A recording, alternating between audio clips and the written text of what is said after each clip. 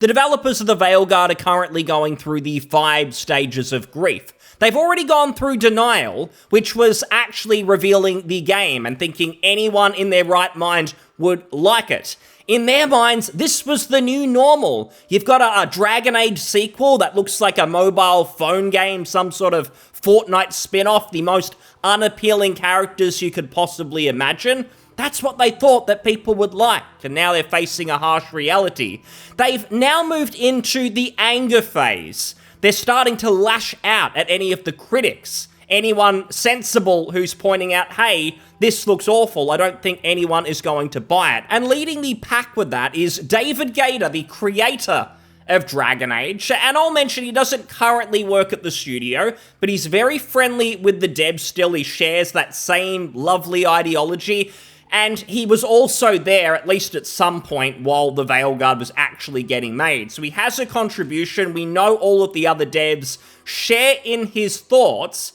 He's just in a position where he can be a bit more vocal. But I'm sure we'll be hearing from the rest of the devs soon as the sales of the Veilguard come in and it's not looking so good for BioWare as a company. I'm sure many are going to speak out as well because they can never help themselves. We saw that with Concord, where anyone criticizing the game a talentless freak, and now those people are scrambling. I don't think they're going to get another job in the industry once Sony shuts them down. So David here, David Gaider, creator of Dragon Age, he's gone on a rant here on Blue Sky, which is like an X knockoff. A lot of people like this ran to this platform looking for a new echo chamber. They didn't like that people can now speak their mind on X. So he's gone over here, which is funny. You'll see this in a second because he thought it was an echo chamber, but people are actually calling him out, which is even better. But he goes on this rant, and he's obviously not happy because the reception to the series that he created, his legacy, it's how he even gets work now for these lame games that he's making. He's making all these games that have had DEI funding,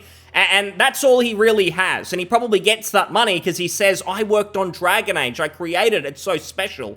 Given that series' reputation is now at rock bottom, he's clearly not happy. And he says here, the females aren't hot enough. He says in quotation marks, where he's trying to make fun of anyone who's critical of the just weird character designs in the Veilguard. And then he goes on, because they've clued into the notion that this is obviously incel behavior.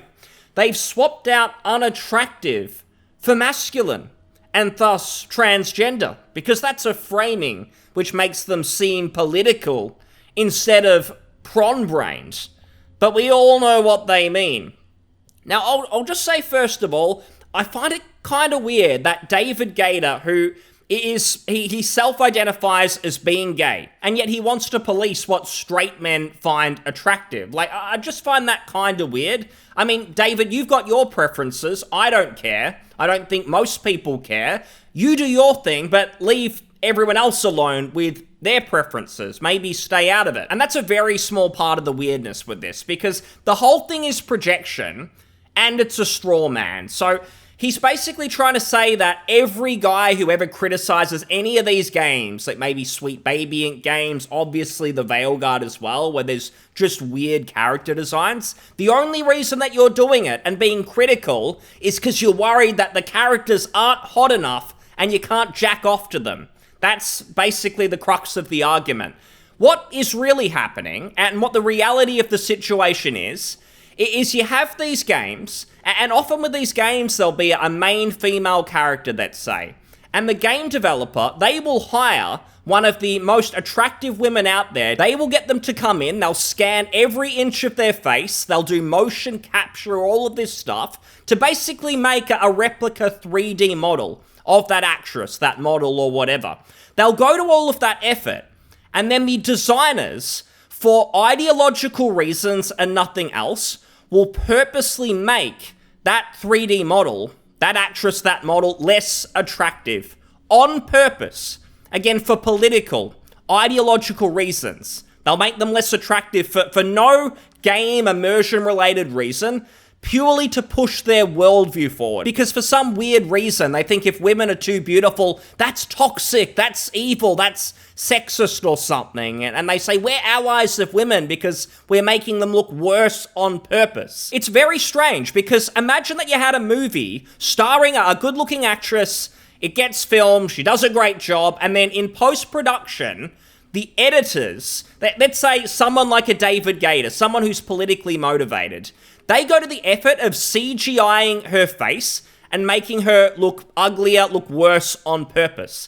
Do you think that that actress would be happy with that? Do you think that would fly? Do you think that those designers, those CGI people, they would get praised as, oh, they're so progressive, they're allies of women?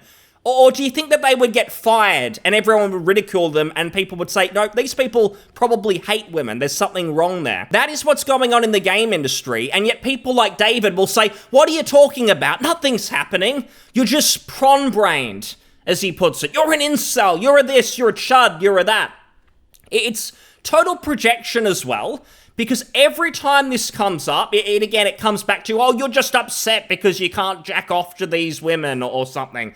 But then you go to the profile of most of these people who agree with David, and most of their feed on X or wherever, Tumblr they're probably still on, their entire feed is made up of getting excited and wanting to devour sexually video game characters. That's all they do, that's all they talk about it, so they project it on anyone who criticizes a lot of these awful character designs in games like the Veilguard. And the reason they get away with it is because they're usually getting excited about LGBT characters. It's totally fine to sexualize all of them. That's completely normal, they will say. But if you do it about the Stellar Blade character, then, oh my god, prawn brain, that there's something really wrong here. It's purely ideology. These people are insane. And David's like in his own little world about, oh, they've swapped out unattractive for masculine. There's a big conspiracy going on. I've never seen that. I think everyone's still saying the same thing, common sense. They see some of these strange character designs and they say they look unattractive and it feels like it's been done on purpose. This isn't like, say, the actor who played Gollum, where obviously they alter him to look like Gollum for the story. It's a story-related reason for him to look like that. That doesn't happen in games. You make them look worse purely for politics. It's just so weird. It's the only word for it, and that describes these people as well. And then David says here I am recalling how this has been a thing ever since some dude whined 10 years ago about Cassandra from Dragon Age Inquisition actually being a man. Posting over and over and over about her giant jaw, and posting pics to scientifically prove why his PP remained flaccid. Again, a bit of projection, I think, going on, David. You're always talking about PPs. Again, we know which way you lean, and it's totally fine, by the way, but Dragon Age Inquisition, characters like Cassandra, there was a lot of bad-looking characters in Inquisition. Like, the character models were dreadful. Maybe not Veilguard level, but they were pretty poor, especially for the time. I'm not sure if it was because they were trying to be more progressive, and again, ugly women means progressive, apparently, to these people, but it could have just been incompetence. Like, BioWare was starting to hear that sort of rock-bottom period. It was just before Anthem. It was their main game before Anthem. So it may have just been that they didn't know what they were doing and they were totally innocent. Definitely possible.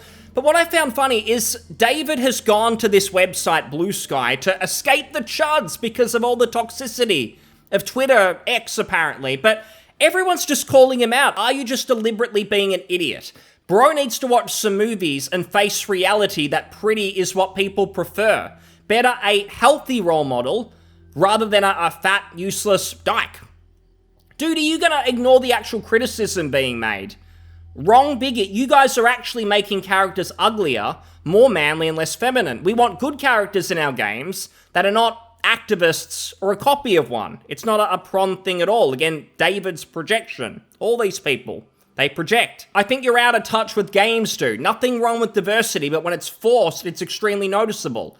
Lately, games are censoring normal-looking women for unappealing characters instead.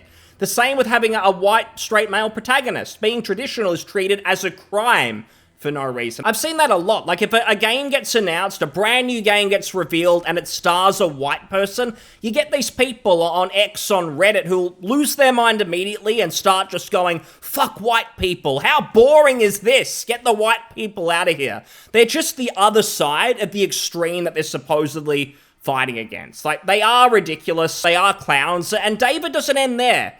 Someone argues with him and says, why are you hating on somebody's opinion? I prefer good-looking characters because those are just games, not real life. However, gameplay is most important. You are just offending people for having a different view. And then David says, everyone has preferences. If you're not acting like a chud about it, you're not who I'm referring to. If you are, then it's not just your different view. Now, let's be totally honest, like anyone who just brings up the point that the Veilguard characters look ridiculous, they look crap, they're awful, he's just going to say you're being a chud. You're one of these people. You're one of the incels that I'm referring to. There's no universe where he'll just say, oh, that's your preference. That's your different view. In every example you can think of, he's just going to say you're a chud. He's pretending that he's got nuance. He absolutely doesn't. Again, if you're talking about, say, Stellar Blade's female characters, and you say, they look unrealistic, they look ridiculous, get them out of the game, we shouldn't have this, David will praise you and say you're being progressive, you're not being a chud about it. But if you say the same about Dragon Age the Veilguard or Concord, and you say these character designs, they look pretty awful. They don't look very realistic. I've never seen anyone in real life who looks like this much of an idiot. If you say that, then you're a chud with a capital C. You're a sexist and you're a bigot. It's purely political. It's totally hypocritical as well. And David basically exposes himself. And really, he's just upset because people are criticizing his prize, his original creation, Dragon Age, his legacy. No one likes what it's become. It's probably going to be the last Dragon Age. No one cares at all, and that's going to be his legacy, basically. He's upset, he's taking it out on people, but we'll end with this, because just from a day or two ago, he also made this post where he says, I'm in the process of finally shutting down my Twitter account, and yet I noticed a fresh spate of angry mentions. These were more clueless than the last. I mention incels, so who should take notice but their sweaty palm, self-declared emotional support animal? He's a professional writer, he's creative. Look at him with his words.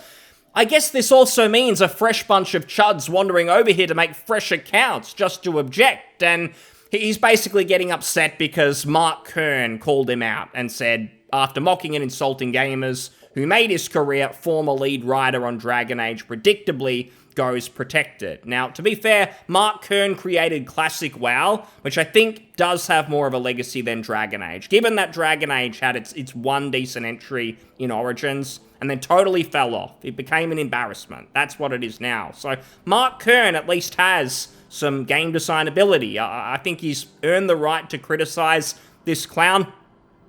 And he ends here, David Gaider, the clever thing to do, you'd think, when incels are mentioned, but you aren't named, would be to not stand and identify yourself.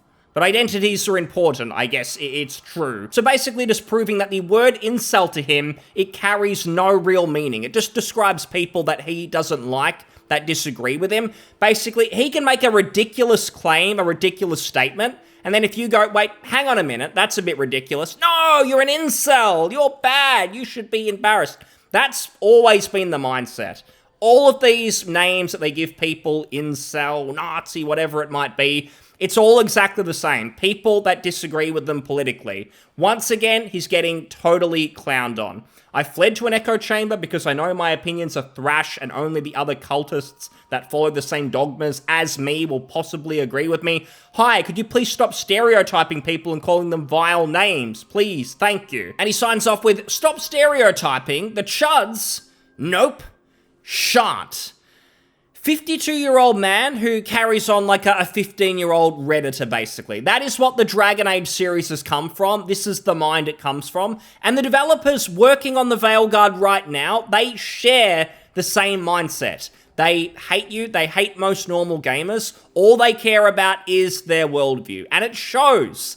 The visual look, the vibe of the Veilguard reflects that. And it's going to be very interesting to watch the reaction, because I don't think it's going to be too good. Thanks for listening. I'll see you on the next one. Cheers. Bye.